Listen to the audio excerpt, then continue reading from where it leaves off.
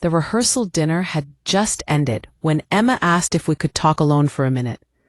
The hall was still buzzing with laughter and the clink of champagne glasses, but her voice cut through everything.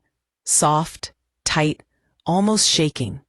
"Just a few minutes," she said, eyes glossy, the way someone looks when they've been rehearsing words they don't want to say. I followed her out into the cool night behind the hotel, still in my white dress rehearsal outfit, still high on nervous joy. I thought she needed reassurance about her speech or had a fight with her partner. Instead, she turned toward me, arms crossed against the chill, and said, "There's something I have to get off my chest before tomorrow." The parking lot buzzed with distant traffic. The air smelled like wet asphalt and perfume. My heart began to race even though I didn't know why. "What is it?" I asked. She looked at me, swallowed hard, and said 4 words I still hear perfectly a year later. "I'm in love with him." It took me a second to understand, long enough for her to start crying, long enough for the neon hotel sign to flicker, long enough for the little world I'd built to tilt on its axis. "With who?" I said stupidly, because denial is always the brain's first language. "With Nathan." For a moment, neither of us breathed. She kept talking, a waterfall of apologies. She hadn't meant to, she'd fought it.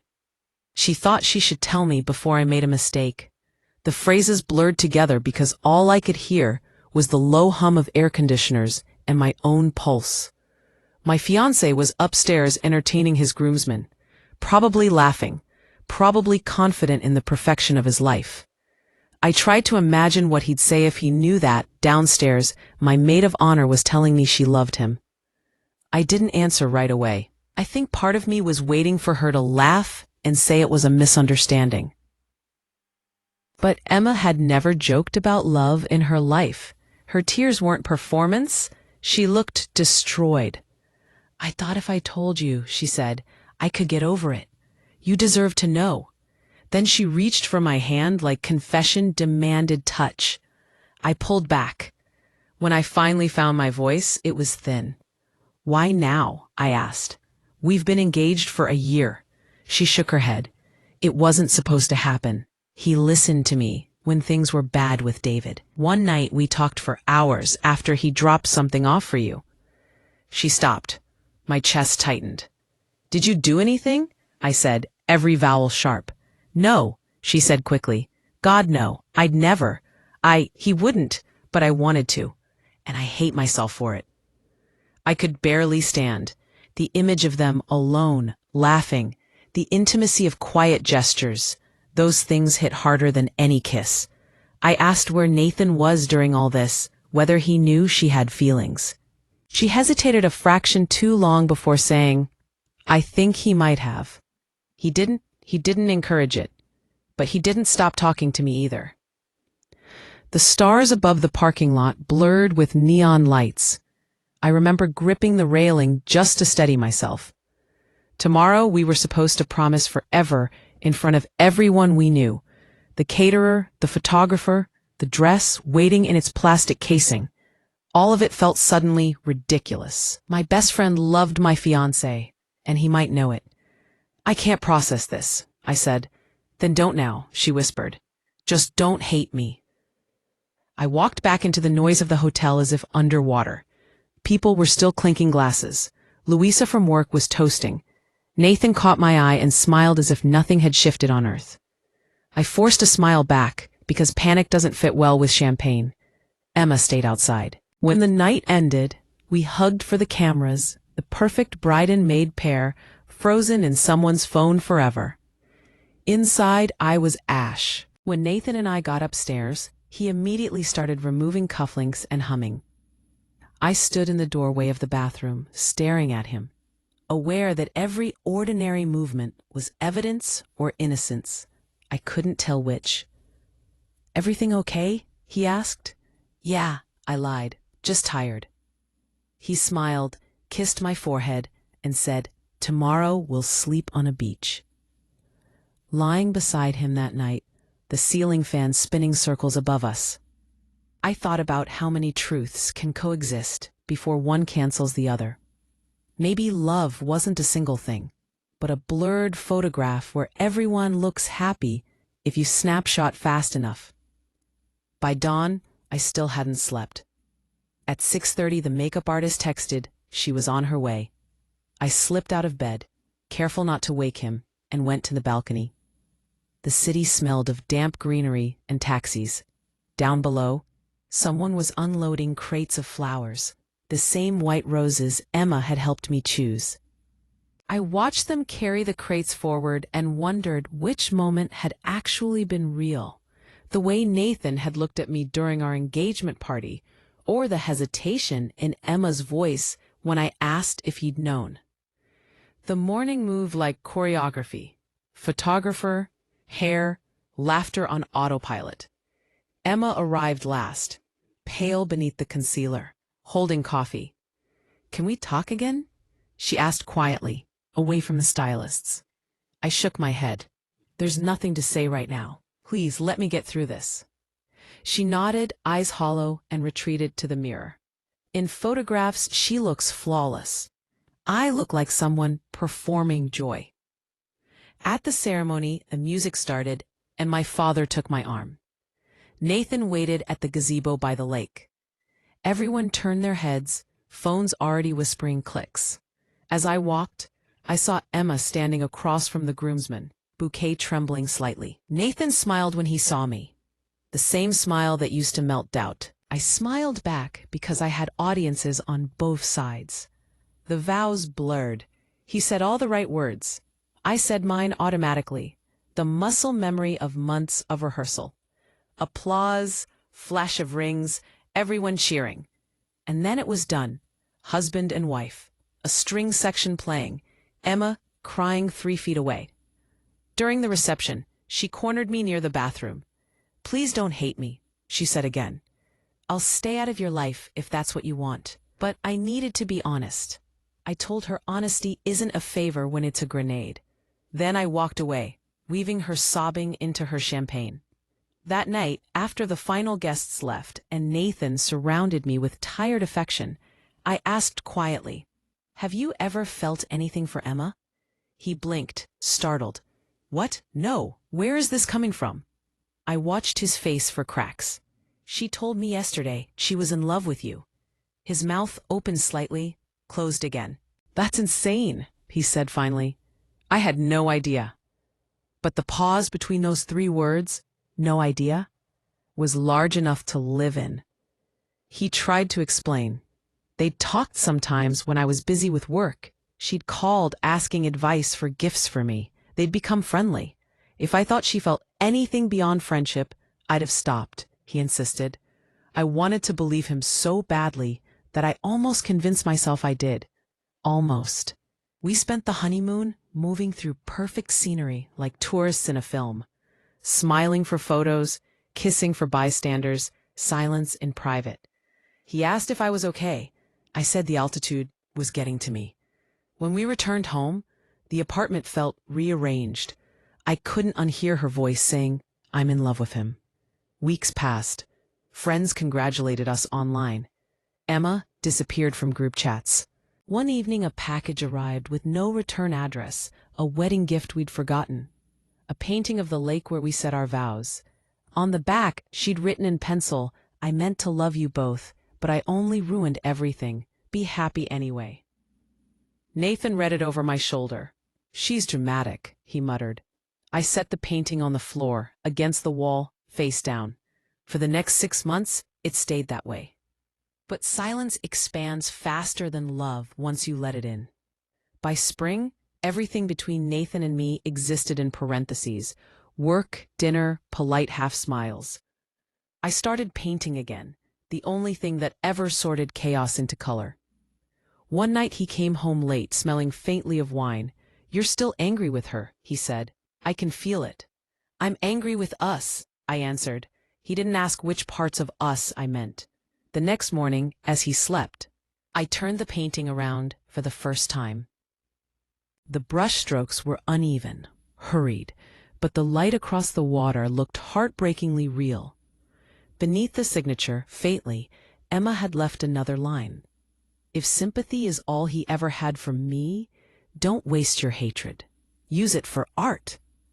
That was the first time I cried, not for losing either of them, but for how many futures can die quietly while everyone else claps. I forgave her in that moment, not because she deserved it, but because I needed the space back inside my chest. A year later, I still sometimes wake remembering that night behind the hotel, the neon flicker, her trembling voice. Nathan and I separated months ago. Too many silences turned into walls. Emma moved to another city. Every story that once bound us is now a painting, and in every one of them, there's a woman facing water, deciding whether to step in or walk away. A year passed before I saw her again. The last message between us had been her apology that night, the one I never answered. I'd moved into a smaller apartment by the river, filled the walls with colors that didn't match, let the silence become a language that finally made sense. Nathan and I lasted 8 more months before signing papers that felt more like a sigh than an ending. There were tears, but not many. He said we had simply changed. I said we'd just stopped pretending. When the elevator doors closed behind him with the last box of his things, I realized that pain can end so quietly you almost miss its departure. Painting saved me again. I taught weekend classes at a studio in the old garment district where the windows rattled each time a train passed. It smelled of turpentine and coffee. It felt alive. I watched my students, people who needed a place to pour whatever sorrow they couldn't name, and I recognized pieces of myself in every brushstroke. Sometimes, between classes, I'd walk along the docks where brides took photos against the skyline. Their laughter used to sting, now it only sounded far away. One gray Sunday, as I packed up brushes, someone hesitated in the doorway. I recognized the outline before my brain caught up. "Emma?" She nodded. Her hair was cropped short now. Her eyes still had the same pleading brightness. For a second, we both smiled out of reflex, the muscle memory of friendship. Then came the awkward quiet. "Can I talk to you?" she asked. The studio emptied around us. I motioned for her to sit. She looked thinner, older, like someone who had carried stones too long. "I heard about the divorce," she said. "I wanted to come sooner, but I didn't know if I should." "You shouldn't," I said automatically, and then softer. "But you're here, so say what you need to." She twisted a ring on her finger and exhaled. "I thought telling you that night was the right thing. I thought confession would clean me." She met my eyes. "It didn't. It ruined you and me both." She told me she'd left David, moved across the country, tried therapy, tried forgetting everything. Then she'd stumbled on one of my exhibits online and saw the painting of the lake, the same image she had sent as a wedding gift, but brighter, freer. "I realized you made peace with something I still drag behind me." I leaned against the table, unsure whether to feel anger or pity. "What do you want, Emma?" "Just forgiveness," she said quietly. "Not friendship, not even contact. Just to know that I'm not the villain in every version of your story." The honesty disarmed me. I stayed silent long enough for the hum of the heater to fill the room. Finally, I said, "You were never the only villain. We all played our parts." Her eyes filled, but she didn't cry. We stood, 2 people, remembering the shape of affection after it's already died. She took a small canvas from her bag and held it out. "I painted this for my counselor," she said, almost shyly. It was abstract, 2 figures standing apart under the same rain cloud, colors bleeding together at the bottom. I didn't know whether to call it apology or mirror. I accepted it with a nod. "Be well," I said. She smiled once, a ghost of our old laughter, flickering for a heartbeat, and then she was gone. I hung her painting in the hallway, opposite the door, so the first thing I saw each morning was proof that endings can be civil. After that day, the weight between us evaporated. She never called again, but sometimes I'd see her name in art event programs on the other side of the country. Knowing she was still creating felt like a quiet truce. Months turned into another spring. I spent nights experimenting with new mediums: ink, glass, found metal. One evening, a message arrived from a gallery in Portland inviting me to participate in an exhibition titled Unspoken Vows. The irony made me laugh aloud. They'd seen my Lake series. They wanted a continuation. Something about honesty, they said, about the seconds before the truth comes out. For weeks, I painted until dawn. The central piece became a woman in a wedding dress, standing on a dock, veil lifted by invisible wind, an empty chair beside her. When the lights went up on opening night, people stared and whispered. Critics called it delicate rage. I stood at the back, listening to their voices drown out the old ones in my head. Halfway through the evening, someone tapped my shoulder. I turned, expecting a stranger, but there was Nathan. Same eyes, same half-smile, the faint lines of a man who'd learned that silence is heavier than guilt. "I didn't know you'd be here," I said. He gestured to the painting. "It's powerful. Congratulations." We talked awkwardly about our lives, the new job he'd taken, the apartment he'd furnished himself. Not once did either of us mention Emma. When he finally said goodbye, there was no bitterness left, only history.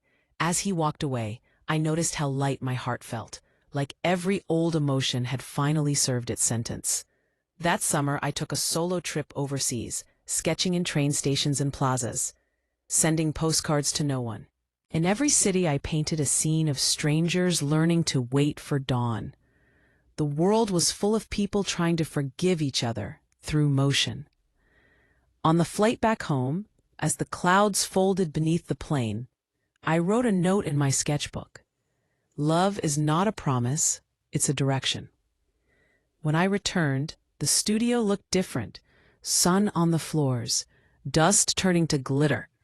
I opened the window and hung a new canvas. It showed 3 hands releasing a flame into the sky. No faces, no names.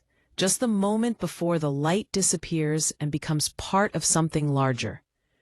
Sometimes visitors ask, what pushed me to paint about betrayal and grace? I tell them every artist begins with a confession. Mine just started behind a hotel on the eve of a wedding. They always lean closer, wanting more details, but I smile and say, the ending is better than the beginning. That's all you need to know. And late at night, when the city noises fade, I sometimes imagine Emma somewhere, painting under different stars, both of us adding color to the same silence. That is the truest forgiveness I know.